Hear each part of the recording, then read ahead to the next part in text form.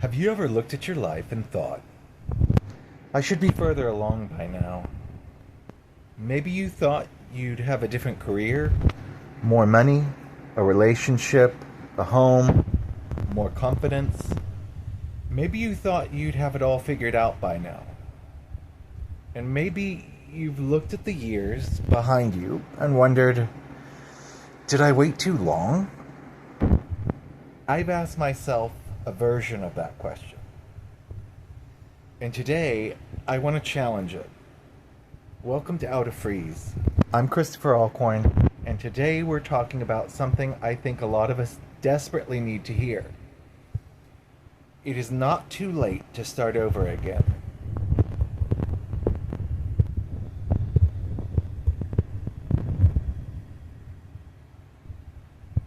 Most of us had some picture of adulthood when we were younger. We probably didn't have every detail figured out, but we imagined something. And then life happened. We made decisions.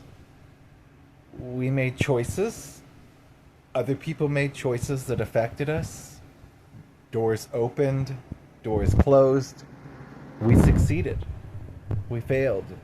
We loved people. We lost people. We got hurt. We survived things. And sometimes we wake up and realize this isn't where I thought I'd be. That realization can hurt because we're not only looking at where we are, we're grieving where we thought we'd be. And I think we're allowed to acknowledge that. But I don't want grief for the life I had imagined to convince me that the life ahead doesn't matter. Those are two different things. I've wasted so much time. That's a painful one. Maybe you've looked backwards and thought, I wasted years. Years being afraid, years in the wrong relationship, years at the wrong job, years struggling, years surviving, years frozen. I understand that feeling. But I'm trying to look at my own life differently. Because surviving isn't the same thing as wasting time. Sometimes you were doing the best you could with what you had and what you understood at the time. Would you do everything exactly the same today? Probably not. Neither would I. But today's wisdom came with plenty of yesterday's mistakes. You know things that you didn't know then. That's growth. Here's something I really want us to remember. When you begin again, you aren't starting from zero. You're bringing experience with you. You're bringing lessons. You're bringing mistakes. You're bringing resilience. You're bringing everything you've learned about what you want and what you absolutely do not want. Maybe you're starting a new career. Maybe you're dating again. Maybe you're trying to make new friends. Maybe you're going back to school. Maybe you're creating something. Maybe you're learning how to take care of yourself. Maybe you're simply trying to get out of freeze. Whatever it is, you aren't beginning empty-handed. You're beginning experienced. Freeze loves tomorrow. I'll do it tomorrow. I'll make the call tomorrow. I'll apply tomorrow. I'll start exercising tomorrow. I'll work on that idea tomorrow. I'll tell somebody how I feel tomorrow. And sometimes tomorrow is necessary. We need rest. We need time. But sometimes tomorrow becomes a hiding place. I know that one. Because beginning can be scary. Beginning means uncertainty. Beginning means we have to fail. Sometimes. But sometimes, the majority of times, we succeed. Something might change. Something might open. we might discover that we're capable of way more than we thought. And freeze doesn't usually tell us that part. If you think you're too old, I want you to hear me clearly.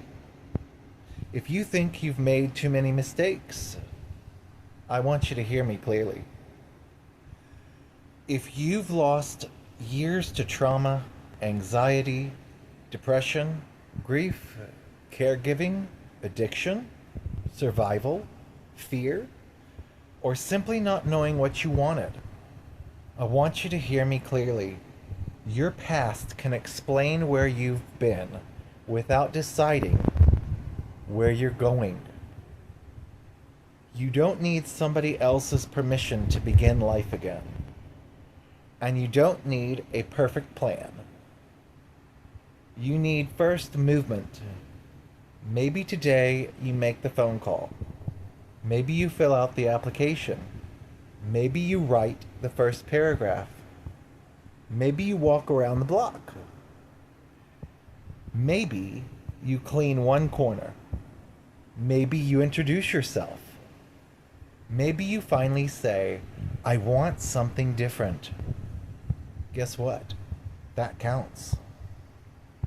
Sometimes after surviving for a long time, wanting things can actually feel uncomfortable. We get used to asking, how do I get through today? And eventually, healing asks us a different question. What do I want tomorrow to look like? That's a much bigger question. And you don't need the answer today. You're allowed to ask it, though. You're allowed to dream again. You're allowed to change your mind. You're allowed to discover something new about yourself.